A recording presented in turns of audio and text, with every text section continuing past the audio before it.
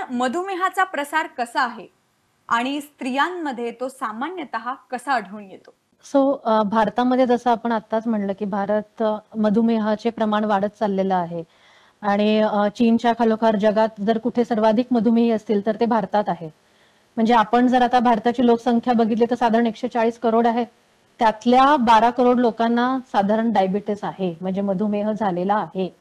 म्हणजे आता गेल्या वर्षीच 2023 मध्ये ICMR स्वतःचा एक शोध निबंध प्रकाशित केलेला आहे आणि त्यात भारतातील सगळ्या राज्यात मधुमेहाचं प्रमाण किती आहे हे अभ्यासलेलं आहे.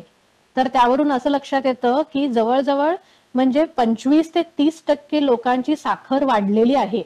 मग त्यातल्या 25 ते 30% लोकांमधील 10 ते 12% मधुमेह आहे. उरलेल्या 15% लोकांना काठावरचा मधुमेह आहे, म्हणजे ज्याला आपण प्री डायबिटीस असं म्हणू.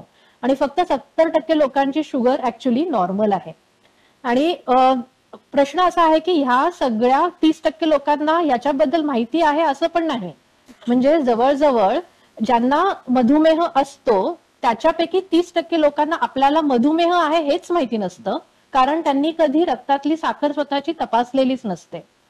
आता स्त्रियांबद्दल जर बोलायचं झालं तर पुरुषांमध्ये आणि स्त्रियांमध्ये मधुमेहाचं जे प्रमाण आहे ते साधारण सेम आहे. दोघांमध्ये विशेष काही फरक नाही. म्हणजे स्त्रियांमध्ये सुद्धा पुरुषांइतकाच मधुमेह दिसला जातो, असं काही नाहीये की स्त्रियांमध्ये ते प्रमाण कमी अधिक किंवा काय आहे.